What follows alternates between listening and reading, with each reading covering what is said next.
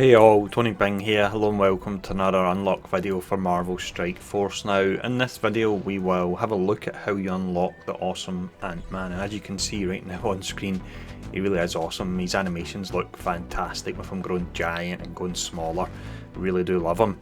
Now, there is an event that's tied in with unlocking Ant-Man, and there's certain ways you can play this to optimise the number of shards you're getting for him so you can get him in the fastest time. And what I'll do is I'll give a general overview for free to play players how you want to play the event, and if you're someone that's putting a little bit of cash into the game and you want to actually unlock Ant-Man ASAP, I'll give you tips on how to do that as well. So let's actually check out the stages that are available.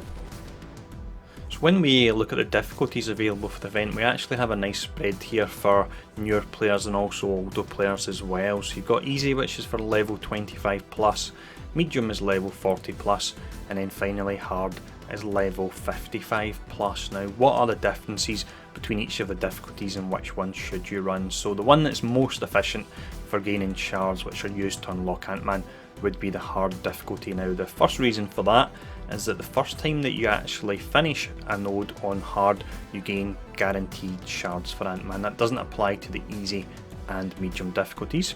Now, also you spend specific event energy actually within this in order to have a chance of getting shards for Ant-Man, and the number of shards you can get per energy spent differs on the difficulty as well. So if you're playing on easy, you have a chance of getting a maximum of 8.3 shards per 1 energy spent. On medium it's 9.3 shards per 1 energy spent, and then finally on hard it is 10 shards per 1 energy spent. So for that reason you most definitely want to run hard if you're able to do that. Push to the highest difficulty level that you can basically. Now, in regards to the shards, how do they work? It's very similar to the Thanos and Deadpool events, and that once you get 2000 shards you can then open an Ant-Man orb. The Ant-Man orb has a chance of dropping anywhere from between 5 and 20 shards for him. Now, he unlocks at 2-star, so that means you require 45 shards. So if you got lucky you could get him in 3 orbs. If you're like me and getting 5 shards a time, you'll be getting them in 9 orbs. Now, if we look at the actual campaign energy, because it's something we've mentioned once, look at the top right here, we can see it. You can see you have specific energy here. It's actually called event energy that you use. Now, this refreshes at the same rate as your campaign energy, and it refreshes alongside it, so you can still do both of the campaigns, thankfully. Now, you also notice that at the moment it's telling me to buy 200 power cores to refresh and gain an additional 100 event energy. The reason for that is I've actually already bought 6 stacks of energy, so you're able to buy 3 at 50 power cores. It's similar to the campaign energy. After that it then jumps up to 100 power cores at a time, and you can buy 3 of them at that price, and then it jumps up again. So 200 personally is where I stop, and I think that's a good place to stop. If you're a free to play player you won't really be using any, or maybe at most you'll maybe use your 3 times 50. If you're dropping a bit of money in the game, then use your 3 times 100. If you're a whale, then just keep going as far as you can basically, and 7-star Ant-Man by the end of the event. Now, with that covered, what we'll do is we'll actually check out the individual stages now. When we look at the individual stages, then we have 9 in total within each difficulty. Now, you'll notice above each of the stages it's telling you how many Ant-Man shards are left, and as you start to complete the stages and work your way through the campaign, this will tick down. This is the total amount that is left for the entirety of the campaign. Up the top left we can see that it does run for 2 weeks.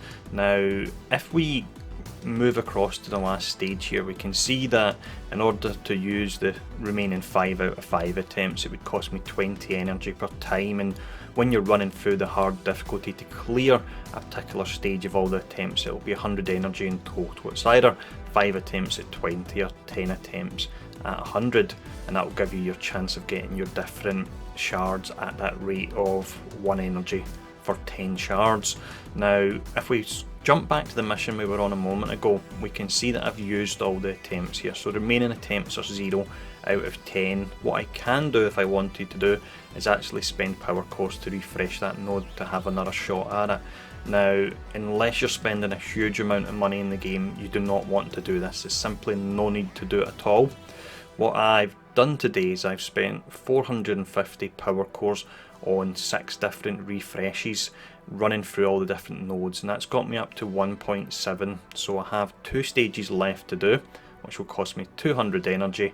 I'll gain that throughout the day, and at that point, if I've actually got more energy than I have stages to complete in hard, personally I'll just jump down to the medium stage and start farming shards at 1 energy for 9.3 shards at a time. I don't think it's worthwhile spending the 50 energy to refresh these nodes here for the 0.7 and a difference of shards that you can potentially get as well. Now, I hope that made sense. A lot of numbers flying back and forth there, but what we'll do with all those elements of the event covered is we'll actually play the last stage, that's stage 1.9 on hard, so we can show this off in case anyone is having trouble with it. So the team we'll be using here is the same free-to-play team that I used to run through raids. Normally I would drop Black Widow in there, but I'm aware that not everyone will have her, so we've put Gamora in her place instead. So let's now run through the gameplay.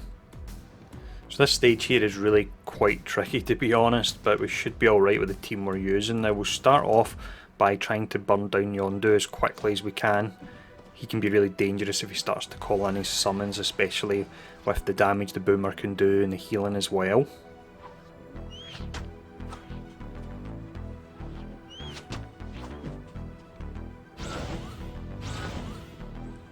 He's been healed back up, there's really not much we could do about that there.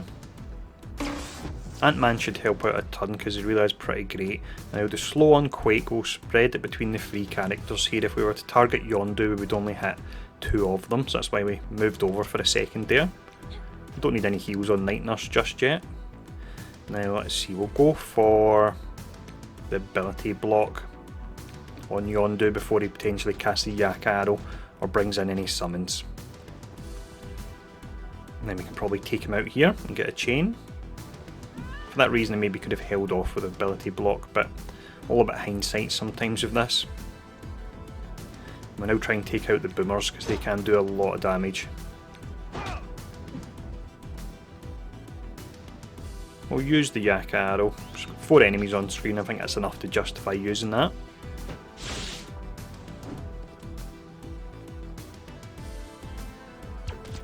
Got the Bruiser taunting up there.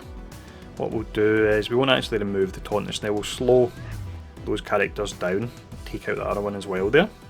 Now next up we've got Rocket that's dropped in, we want to get rid of him ASAP. I really do love this skill, it looks amazing, it just looks so good. And let's see, we'll go for a heal on Night Nurse, top up Yondu.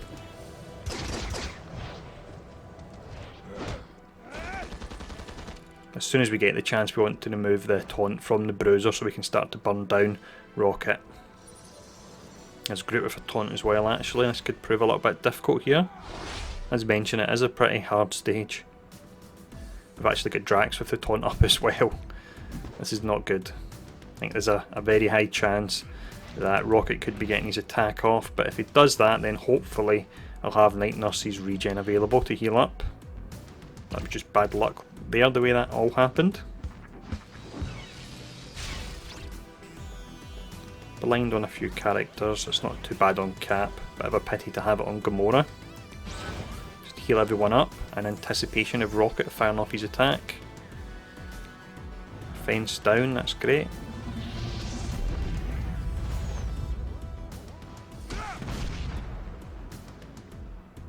We won't do the regen just yet, there's a couple characters a bit lower, but I'm going to save it just for now.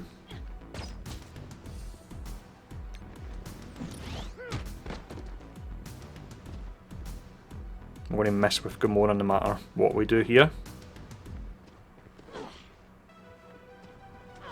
So that's interesting to know there that the actual 3 of the attacks will miss, it's not that the buff will be consumed after the first hit. Never actually noticed that before.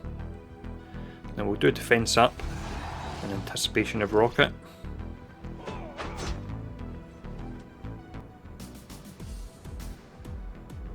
And there we go, we can hopefully quickly burn him down in fact. Once we burn him down we'll be looking a lot better here.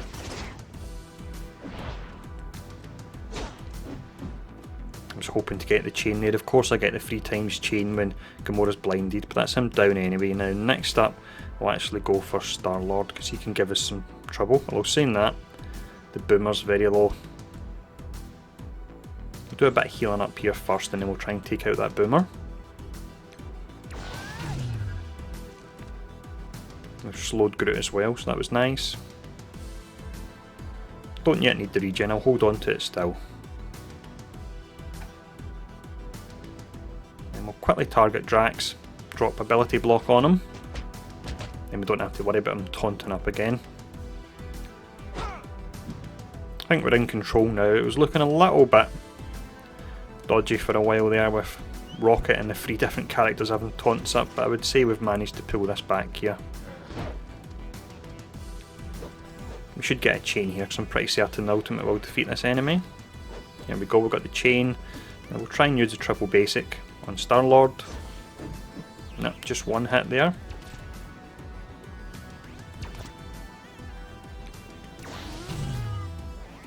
Looking good now. 3 characters left and none of them are really that dangerous. Essentially 3 protectors left actually. We'll go for the regen, why not? Just to top ourselves up. Don't really feel we need it though. We're sitting good here with all the buffs we've got.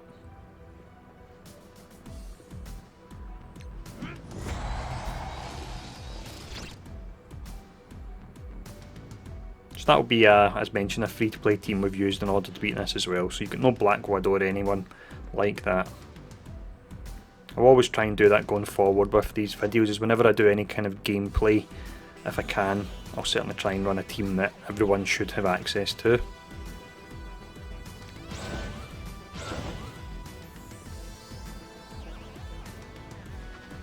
It's taking a while now to take these characters out just due to the fact they've got such a high health pool.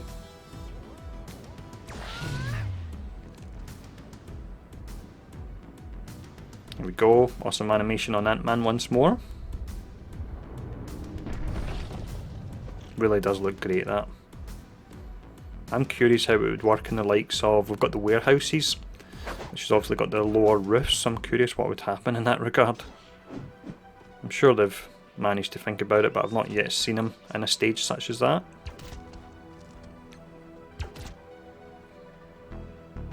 And that is us essentially finishing up here.